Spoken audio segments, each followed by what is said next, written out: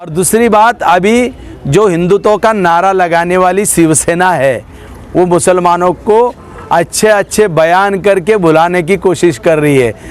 और आप चिंता नहीं करना, मुसलमान मेरे साथ जब आते हैं ना तो साथ में रहेंगे, साथ में थे, आगे भी रहेंगे। हमने बात एमआईएम पार्टी तो हम अब कितना विश्वास है मुसलमानों के ऊपर कि कारपोरेशन में साथ देंगे? एक बात बताओ, क्या मैंने एक पहली बात बताया था, जो हमारे काम का वही हमारे कौम का, और यही हमारा नारा है। हम मुस्लिम समाज के काम के हैं और बाद में वो समझेंगे ये हमारे कौम के भी है। ये इलेक्शन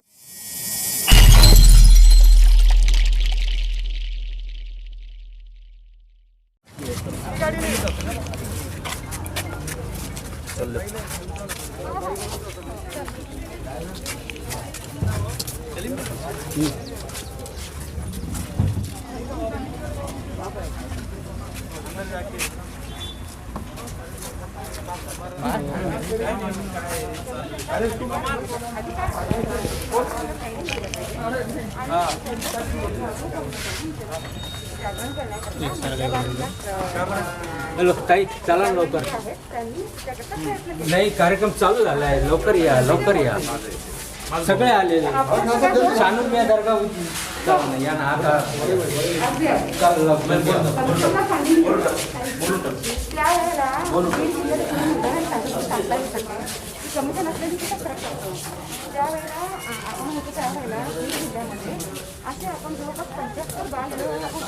अरे ऑफिस एक बोलत खोलणे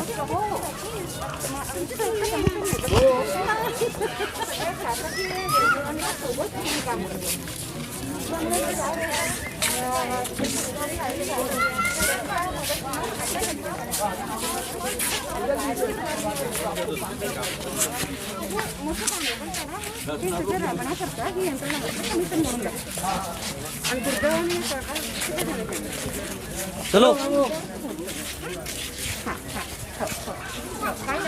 इतके जण नका चालू हा, 5 जण चला आता. ते कोरोना आहे, ते जे नियम ते पुन्हा फोटो येईल त्याचा. तू बंद कर बाहेर 5 मिनिट.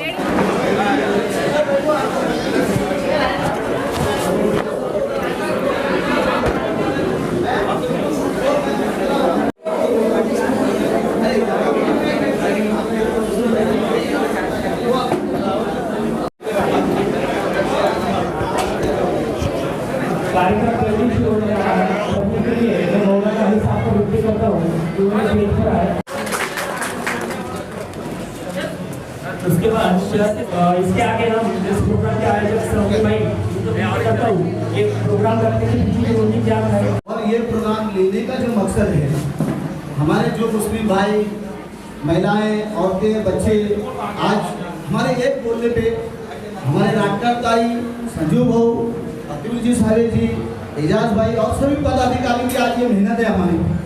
और ये प्रेरणा हमारे परसों के एक प्रोग्राम में सर ने हमें बोला तुम लोगों के बीच जाओ। संजू भाऊ ने ये प्रेरणा हमको परसों के एक प्रोग्राम में दी और आज हमने उसका ये नमूना सर के सामने पेश किया।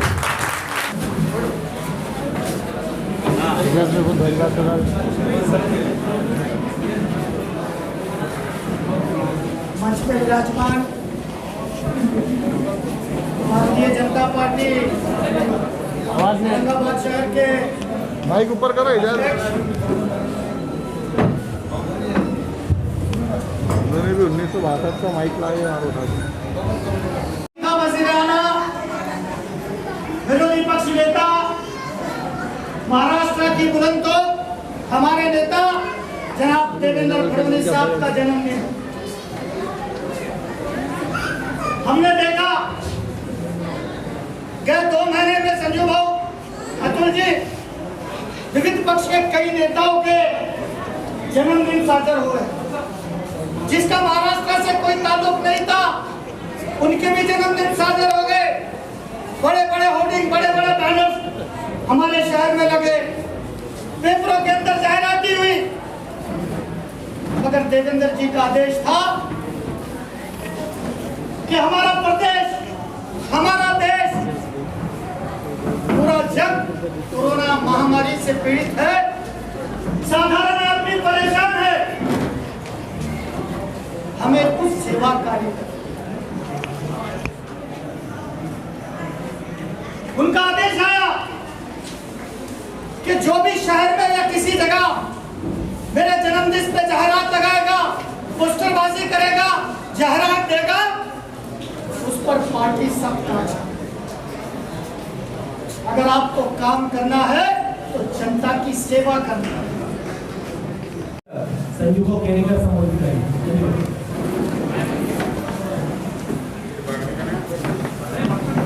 भारतीय जनता पार्टी एजाज भाई ने इतने दमदार भाषण करने के बाद मैंने क्या बात करना है, मैं परेशान हो गया। मैं बाजू संजू को बोला, संजू भाई उन्होंने सब बोल दिया, मैं क्या बात करूं अभी। लेकिन एजाज भाई एक वचन देता हूं आपको,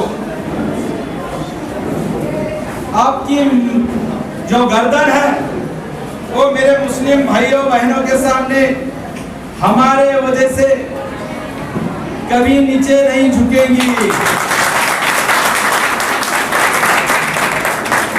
अभी तो ये शुरुआत है, अभी तो मेरे को बहुत खुला काम करने का है मुस्लिम समाज में।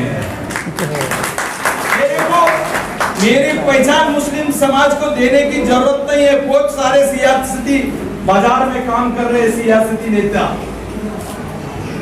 मैं तो उनको हरदम ऐलान करता हूं, अरे मैं वो सियासत नेता हूं कि मुस्लिम मेरी पहचान देते हैं, मुस्लिम मेरी पहचान देते कि हमारा। और इसलिए मैंने आप अल्पसंख्यक मोर्चा को बताया था कि कितने सियासी नेता हैं कि जिन्होंने गरीब मुसलमानों की जिंदगी बदल दी है। कितने सियासी नेता हैं जिन्होंने गरीब मुसलमानों की जिंदगी बदल दी है, बताओ। इन्होंने सियासत किया है लेकिन मुसलमानों को होशियार नहीं होने दिया, मुस्लिमों को होशियार नहीं होने दिया। और मैं ज्यादा बात नहीं करने वाला हूं, थोड़ी बात करता हूं। युतुल जी साहब को जाना है, एजाज भाई ने बहुत सारी बात किया है, तो मैं इतना ही बोलूंगा। ये सियासती कुछ मुस्लिम नेताओं ने और सियासती में के कुछ बाजारों नेताओं ने मेरे मुस्लिम भाइयों की बहनों की राष्ट्रीय पहचान नहीं होने दिया, राष्ट्रीय पहचान नहीं होने दिया। ये गुनाह उन्होंने किया है। कौन से मुस्लिम भाइयों को इस देश ने जो जो स्कीम निकाली है, इस राज्य ने जो जो स्कीम निकाली है, उसकी पहचान बताया क्या? कभी बताया क्या है? हम तो बोलते सरकार ये कर रही है, सरकार वो कर रही है मुसलमानों के लिए। उनकी पहचान कौन कर देता है? उनकी पहचान किसने करके दिया है? कौन सा सियासी नेता है कि चल बेटे तू पंक्चर निकालता है तो तेरे को, तू दूसरे के पास पंक्चर निकालता है तो तू मेरे साथ आ, मैं तेरे को कर्जा दिला के तेरी नई दुकान खोल के देता हूँ। ऐसा कौन सा सियासी नेता है? बहुत बड़ी मुसलमानों की बहुत बातें करते हैं, बयान देने से। अभी भी कुछ तिगाड़ी सरकार में के मुख्यमंत्री ने बहुत बड़ा बयान किया मुस्लिम समाज के बारे में, मैं उनका अभिनंदन करता हूँ, उनका अभिनंदन करता हूँ कि आप मुस्लिम समाज के बारे में अच्छी बात कर रहे हैं, क्योंकि अपन अभी पहचान हो गई मुसलमानों की आपकी, हमारी पूरी पहचान है, पुरानी है। और तुम्हारे बयान देने से मुस्लिम की जिंदगी बदलने वाली नहीं है। बयानबाजी करने से मुसलमानों की जिंदगी, मुसलमानों के बच्चों की जिंदगी बदलने वाली है। आज बताओ कोरोना के समय में जो बड़ी बड़ी बातें करते हैं, कितने मुसलमान बच्चों मेरे जो पापड़ बेचने वाले हो, कुछ तरकारी बेचने वाले हो, फल फ्रूट बेचने वाले हो, पंक्चर निकालने वाले हो, तुमने रिक्शा वालों की बात की, बाकी के बेचारों के हाथ का क्या, जिनके पेट के ऊपर तुमने लात मारी, क्या दिया उनको? क्या दिया? कब तब नहीं मुस्लिम दिख रहा था क्या? तब मुस्लिम का बच्चा पंक्चर निकाल रहा नहीं था क्या? वो आज घर में बैठे हुआ है, तरकारी बेचने वाला घर पे बैठे हुआ है। चाय बनाने वाला उसके होटल बंद है, वो घर पे बैठे हुआ है। क्या रोज मिलता बेचारों को? क्या किया तुमने? क्या किया बताओ? एक आधी स्कीम बोलो जो गरीब तबके का मुस्लिम है उसके लिए क्या किया बताओ। लेकिन वो पंतप्रधान है जिन्होंने गैस दिया, सिर्फ हिंदू को देख के नहीं दिया, गरीब मुसलमान है उसको भी मिलेगा। पहला गैस मुस्लिम बहन को मिला मेरे। हाँ अरे यार उजाला हो, गैस हो, सभी के साथ करने का काम नरेंद्र मोदी ने किया है। उसी के तरफ से भारतीय जनता पार्टी वही काम कर रही है। और हमारी मांग है कि हमने अभी सिर्फ हाथगाड़ा दिया है, हाथ को काम दिया है, लेकिन अभी जगह भी देंगे। कारपोरेशन होने दो, मैं मुस्लिम भाइयों को जगह भी दूंगा। तुम किसी के जगह पे बैठते तो लोग पुलिस वाले तुमको हकालते ना, तो हम तो तुम्हारे नाम पे की जगह कारपोरेशन के नाम से करवा देंगे। ये हमारा कारपोरेशन आने दो। जो अच्छे काम करते, जो अच्छा कारागिर है, जो अच्छी चाय बना सकता, जो अच्छा कुछ बेच सकता, ये सब लोगों को ठिकाने पे बिठाने का काम भारतीय जनता पार्टी करने वाला है। और हम सुख दुख में रहने वाले लोग हैं, सिर्फ बातें करते नहीं है। अब तो गुमराह कर रहे हैं, ये सियासी नेता गुमराह कर रहे हैं आपको। और वो बोलते हैं अपन कौम के, मैं तो बोलता हूँ कौम की बात करते हैं। गरीब मुसलमान को कितना देख रहा भाई तू? जो बड़ी बातें करते। मेरी बहना उनके पास जाओ, कितने मेरे बहनों को छोड़ दिया है मेरे भाइयों ने। उन बहनों का क्या चल रहा है? 2 बच्चे हैं, छोड़ दिया है, रोती है बहना, रोती है। उनके लिए क्या किया तुमने? क्या किया? कितने बहना है जो कोई भी बीसी की स्कीम लेके आता, कोई भी कुछ भी पैसे की स्कीम लेके आता, मेरी माँ बहना उधर भागती है, उसको पैसे देती है, वो फिर भाग जाता है। ये धंधा चल रहा है, ये धंधा कर रहे हैं लोग, और ये तुम्हारी वजह से कर रहे हैं। और इसको बंद करने का काम भी हम अगले समय करेंगे। इसलिए कौम की बात करने का अधिकार तुमको नहीं है। मैं तो, मेरा नारा है, आप भी ख्याल में रखो। मैं आज ज्यादा बात नहीं करता, लेकिन आप भारतीय जनता पार्टी से जुड़े रहो। अगला समय आप सबका हमारा साथ बहुत अच्छा है। और मैं बोलता हूँ भारतीय जनता पार्टी का पहला वृत्त क्या था? सही दिशा, स्पष्ट नीति। हम सच्चे दिल से सही मार्ग पर लेके जाने वाले और अच्छे नीति से, गलत नीति से नहीं, और वो काम करने वाले। इसलिए फिर से बोलता हूं, मैं काम की बात करते क्या तो मैं एक ही बोलूंगा, मेरा नारा है एक ही बोलना तुमने, जो मेरे काम का वही मेरे कौम का, जो मेरे काम का वही मेरे कौम का। ये नारा लगाओ और इनको बोलो, मैं तुम जब दरवाजे पे कुछ मांगने आएंगे मत बेच और हमारी दिशा भूल करने के, गुमराह करने का काम करेंगे, तो याद रखना मेरे मुस्लिम भाइयों को और मेरे मुस्लिम बहनों को और मेरे मुस्लिम बुजुर्गों को गुमराह करने की ताकत यह टीम में नहीं। क्योंकि भारतीय जनता पार्टी मुस्लिम भाइयों और बहनों के साथ एक दिल से कुछ विकास करने की भावनाओं से निकल पड़ी है। मैं चाहता हूँ कि अलग अलग स्कीम है, मेरे मुस्लिम भाइयों को अलग अलग स्कीम मालूम नहीं है। मजदूरों की स्कीम है, कारीगरी वालों की स्कीम है, कारपोरेशन की स्कीम है, लेकिन पहचान नहीं होने देते। वो कितने मुस्लिम नगर सेवक है, इन्होंने कभी पहचान होने दिया तुम्हारे को? रोजगार की कि कौन से मुस्लिम बहनों को पैसे लग रहे हैं, सरकारी कर्जा लग रहा है, महानगर पालिका की तरफ से कई कर्जे मिलते हैं, लेकिन मेरे मुस्लिम बहनों को मालूम नहीं, मेरे मुस्लिम भाइयों को मालूम नहीं, क्योंकि गुमराह किया जा रहा है कि नहीं अपने में कर्जा नहीं लेते। अरे भाई, आज स्थिति ऐसी आ गई, लोग मर रहे हैं कोरोना की वजह से घर पे बैठे। इसलिए आपका स्वाभिमान बढ़ाने का काम और हर मुस्लिम बच्चा, मेरी बहनों को उसके पैरों पे खड़ा करने का काम सिर्फ भारतीय जनता पार्टी करने वाली है। तो मैं आपसे सभी से निवेदन करता हूं कि अगला समय भारतीय जनता पार्टी का है। भारतीय जनता पार्टी को जुड़कर अपन इस राष्ट्रीयत्व विकास के अंदर शामिल होकर एक नया इतिहास सभी के सामने रखेंगे। इतनी बात को रखते हुए सलीम भाई अपने पूरे अल्पसंख्यक मोर्चा को मैं सही तो आपका शुक्रगुजार हूँ और आपका अभिनंदन करता हूँ। इतनी की पहचान, इतने का दर्शन आपने हमको करवा दिया, तो जरूर रखना चाहिए। और आने वाले समय में जरूर आपको कोई भी काम रहे तो मेरे लोकप्रिय आमदार अतुल जी साहब है। हम लोग कभी जात पात के ऊपर जाके काम करने वाले लोग हैं। हम उसी को नेता मानते। जो जात पात को पकड़ के बैठा हो कभी नेता हो सकता है क्या? अरे जात पात के ऊपर जाके काम करने वाला नेता होता है। और इस देश में वही हुआ। इस देश में अटल जी जैसा नेता क्यों हुआ?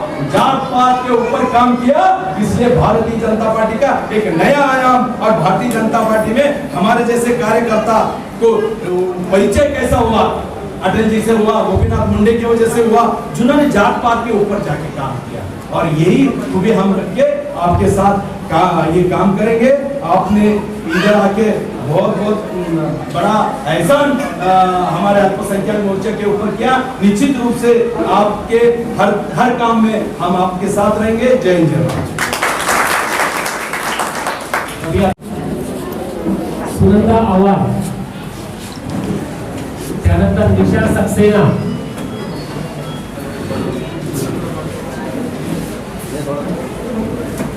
मला वाटतं सर्वात जोरदार टाळ्यांनी स्वागत व्हायला पाहिजे।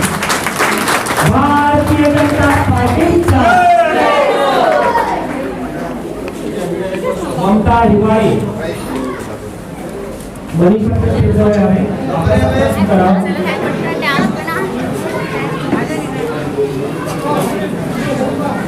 राधा वंदना विनोद खरा, पूर्व विधायक लोकप्रिय विधायक अतुल जी सारे संबोधित करेंगे। कृपया सज्जन बैठे आपल्या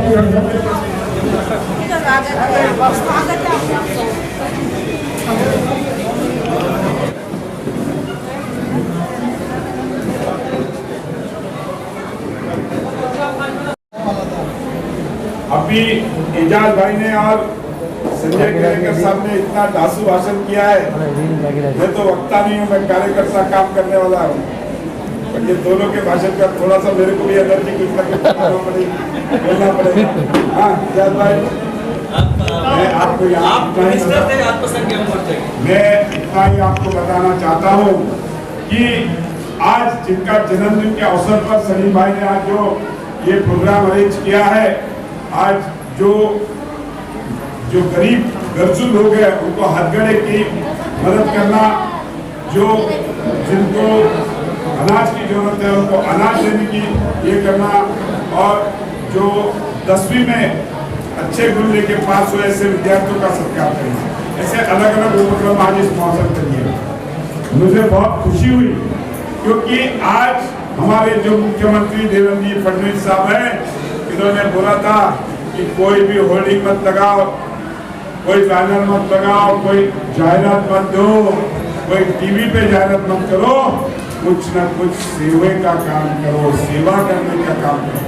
और उसी के माध्यम से आज सलीम भाई ने और पूरे अल्पसंख्यक की टीम ने आज ये उपक्रम लिया। मैं उन सभी का बहुत बहुत अभिनंदन करता हूँ। आपको मालूम होगा देवेंद्र जी जब मुख्यमंत्री थे, एजाज भाई आपको मालूम है मुझे तो 4 महीने का ही संधि मिली, बट वो 4 महीने में अपन ने क्या किया, केंद्र शासन और राज्य शासन के माध्यम से जो कौशल्य विकास सेंटर चलते थे उसमें मेरे मुस्लिम भाइयों के लिए 30 करोड़ रुपए का बजट लाके अल्पसंख्यक के माध्यम से हमने कौशल्य विकास सेंटर पूरे महाराष्ट्र में चालू किया। आज मुझे खुशी है कि यहाँ पे हमारे कई भाई बहन हैं जिनको कई ऐसे आज सब हमारे साथ जुड़े हैं। आज कई लोगों ने प्रवेश किया, मैं उन सभी का बहुत स्वागत करता हूँ। और आपको यही बताना चाहता हूँ कि माननीय देवेंद्र जी फडणवीस साहब ऐसे मुख्यमंत्री है जो कभी भी विकास का काम करते हैं, हमेशा विकास के लिए। आज अपने शहर में जो सारे सीमेंट के रास्ते आपने को दिख रहे, एजाज भाई 2014 के पहले लोग हमको मैसेज करते थे कि हमारा ऑर्थोपेडिक डॉक्टर का बिल बहुत बढ़ रहा है। क्यों? तो रास्ते इतने खराब थे, रास्ते से जाते थे लोग तो हमें को कुछ न कुछ बीमारी किसी का कंधा दुख रहा है, किसी की पीठ दुख रही है, किसी का गुर्दा दुख रहा है, कुछ हो रहा है। बट 2014 के बाद माननीय मुख्यमंत्री देवेंद्र फडणवीस साहब ने अपने इस शहर को करीबन 300 करोड़ रुपए रास्ते के वास्ते दिया और आज आप जो सीमेंट के गुलबिंद रास्ते देख रहे वो उन्हीं की मेहरबानी से। मेरी कई बहनें हैं यहाँ पे बैठी है, सबसे उनके मतलब प्रिय विषय क्या तो पानी नहीं था। 4 महीने मुझे मंत्री पद की संधि मिली दौलत खान पटना साहब, तो 4 महीने में मैंने माननीय देवेंद्र जी फडणवीस साहब को विनती की कि हमारी माता बहनें जो है, हमारी माँ बहनें जो है, इनका सबसे महत्व का विषय है पानी। इस शहर का विकास जब तक इस शहर को पानी नहीं मिलेगा होगा नहीं।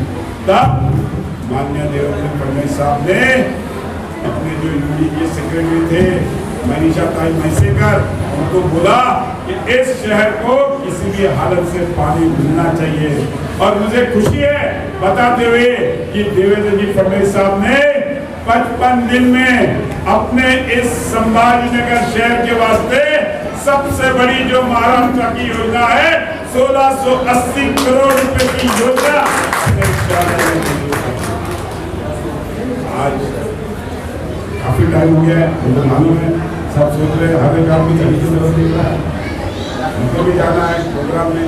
बट मैं इतना ही बताना चाहूंगा कि आज इनके जन्मदिन के अवसर पर अपन ये प्रोग्राम दिए सभी भाई का प्रधान साहब का एजाज भाई तो बताया उन्होंने पूरे महाराष्ट्र में ये कार्यक्रम है। एजाज भाई मैं आपका पालक हूँ, जरूर इस बात की नोट आज लेता हूँ और इस कार्यक्रम के माध्यम से जो भी लोगों ने आज इस कार्यक्रम में प्रवेश किया, अब बुजुर्ग जी के विचारों को लेके आप काम कर रहे हो, मैं यहाँ पे सभी को बहुत बहुत शुभकामनाएं देता हूँ। पूरे अल्पसंख्यक मोर्चा के सभी कार्यकर्ताओं को, सभी पदाधिकारियों को बहुत बहुत शुभकामनाएं देता हूँ। और आज के इस कार्यक्रम में जो लोगों को आपने मदद की है वो जरूर इस माध्यम से, और संजीव भाव ने बोला वैसा इसके आगे आने वाले समय में अल्पसंख्यक मोर्चा के सभी कार्यकर्ताओं के पीछे पूरी ताकत के साथ भारतीय जनता पार्टी संभाजीनगर शहर का यूनिट करेगा और आपको हमेशा आपके पीछे ताकत लेके खड़े रहेंगे और इस शहर में अल्पसंख्यक मोर्चा भी उतना ही ताकतवर रहेगा।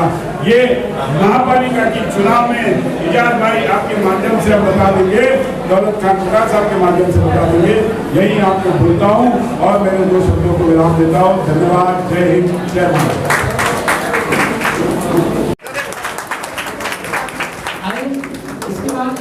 फातिमा नवाज खान ने 82% मार्क लेके पास हुआ है। आयान फातिमा जल्दी आओ बेटा, आ जाओ अब्दुल फैज शेख सलीम।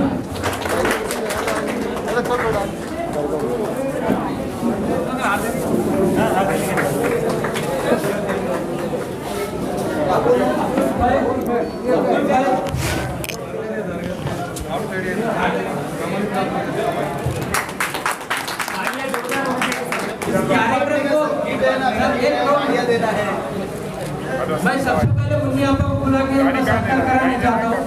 मुनियापा ये हमारे शानूरवाड़ी के शानूरवाड़ी के खास बुलंद तो ये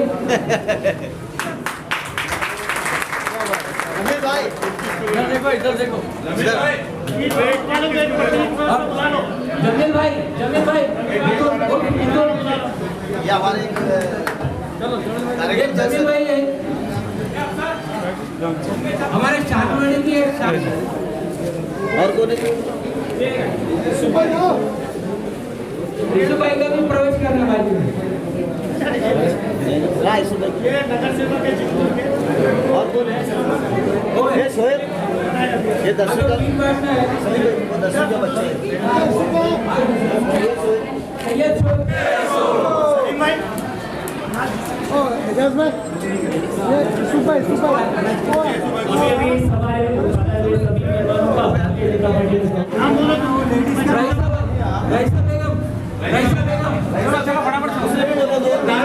लाला भाई रुखसाना आपा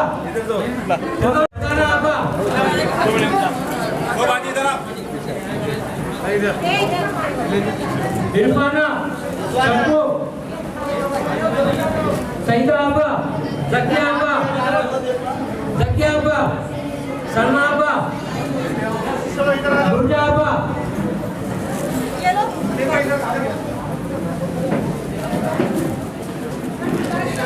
नाशो अब्बा हिना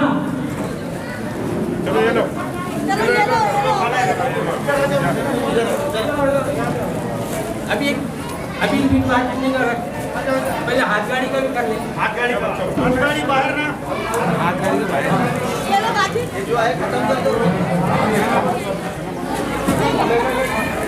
गाड़ी का बाहर अरे हाथ गाड़ी पूरा बढ़ा रहे जरा तो क्या करो ऐसा करो और अपन पूरे रहो। ये इधर आगे लो।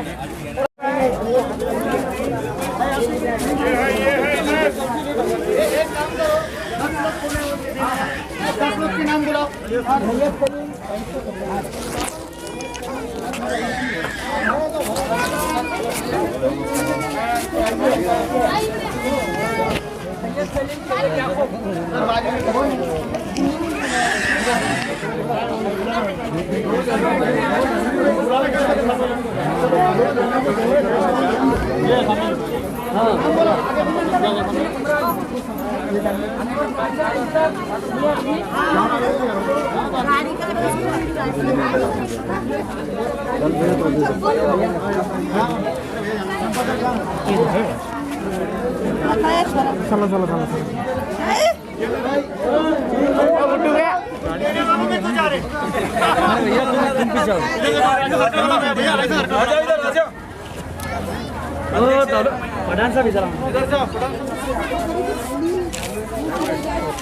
Okay, thank you.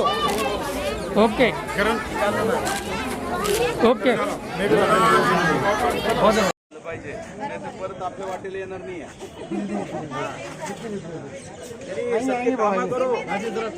कामा करो और हमसे करवा लो कामा, जो भी काम रहेगा हमसे करवा लो। आज हमारे नेता पूर्व मुख्यमंत्री तथा विरोधी पक्ष नेता माननीय देवेंद्र फडणवीस साहब का जन्मदिन था। उनका आदेश था कि इस जन्मदिन के अवसर के ऊपर होर्डिंग, जाहिरात या कोई प्रसिद्धि ना करते हुए गए 2 साल से जो कोरोना की महामारी चल रही है, इस कोरोना के महामारी के चलते कई लोग बेरोजगार हो गए हैं, उनको मदद करने का काम आज के दिन किया जाए। इस अवसर को हम सोना के रूप में बनाने के लिए हमारे साथीदार अल्पसंख्यक मोर्चे के पदाधिकारी सैयद शेख सलीम साहब, इन्होंने लोगों की मदद के लिए, अपने पैरों पे खड़े करने के लिए, व्यवसाय करने के लिए ठेला, लकड़ी की गाड़ियाँ जो हथगाड़ी कहलाती है वो उपलब्ध कराई। इसका डिस्ट्रीब्यूशन का कार्यक्रम आज हमने यहाँ रखा। इसी तरह पूरे महाराष्ट्र भर में 36 ज़िलों के अंदर आज भारतीय जनता पार्टी अल्पसंख्यक मोर्चा महाराष्ट्र प्रदेश की ओर से ये कार्यक्रम आयोजित किया गया था। हज़ारों की तादाद में हमने महाराष्ट्र भर में और यहाँ औरंगाबाद में कई लोगों को रोज़गार उपलब्ध करने के खातिर ये हमने उनको छोटी सी मदद की। हमने इससे पहले भी कई कार्यक्रम किए हैं। भारतीय जनता पार्टी कोई इलेक्शन को सामने रखकर काम नहीं करती है।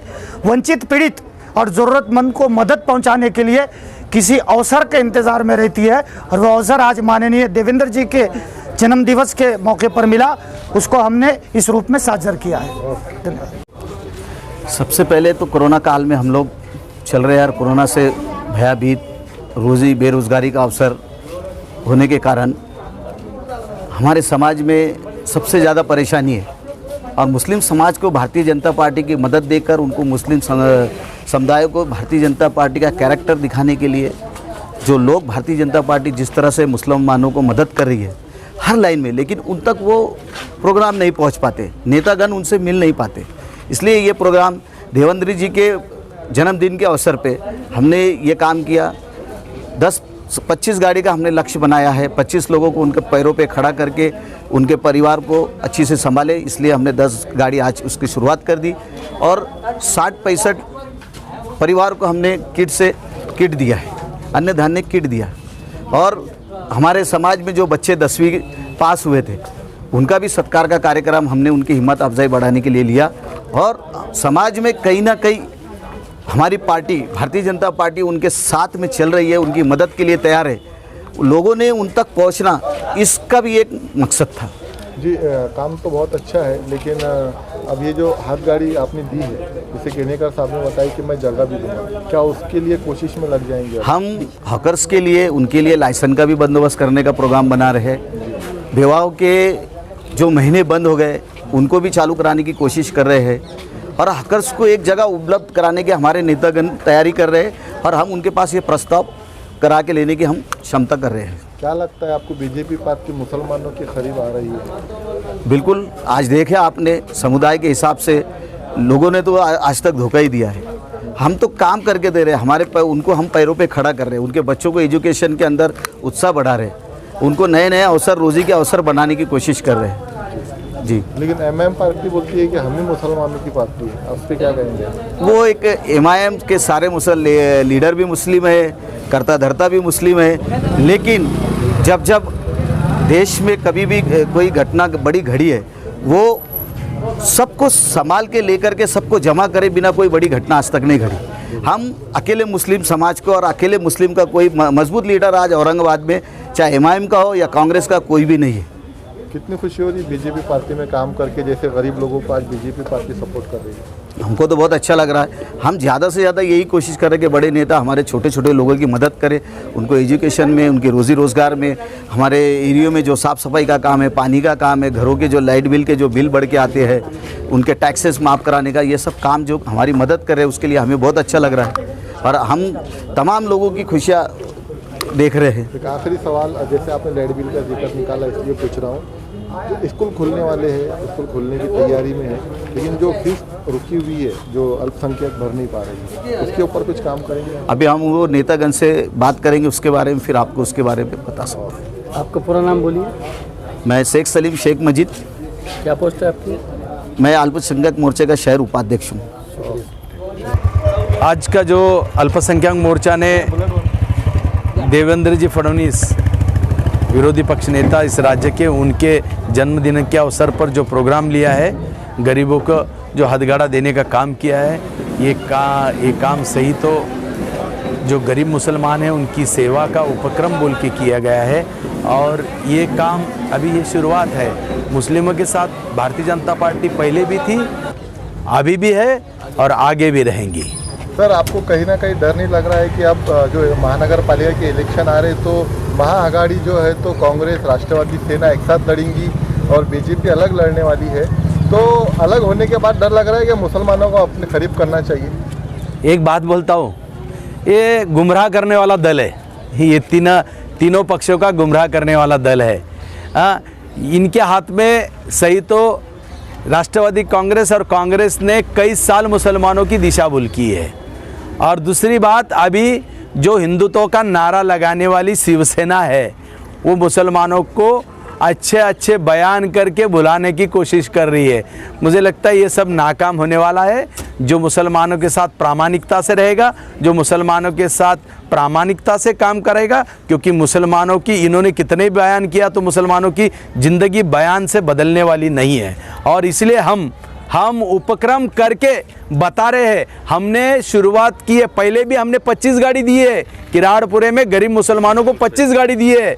और वो 25 गाड़ी देने में हमारा फुगे बेचने वाला फारूक जैसा छोटा सा कार्यकर्ता, फुगे बेचने वाला, उसके साथ उसने शुरुआत की है। और उसने बताने के बाद मैंने 25 गाड़ी दी है। और ये तो शुरुआत हमने पहले से की है। और मुस्लिम को गुमराह करने में यहाँ के कुछ सियासी बाजारू सियासी नेता है जो हरदम गुमराह करते रहेंगे। और आप चिंता नहीं करना, मुसलमान मेरे साथ जब आते हैं ना तो साथ में रहेंगे, साथ में थे, आगे भी रहेंगे। हमने भाषण में हमने सुना है कि आप कह रहे थे कि अभी हाथ गाड़ी दिया हूँ, जगह भी दूंगा। जगह कहाँ से लाएंगे आप देने के लिए? क्या बात की है ये तो आपने बहुत बड़ी बात की है।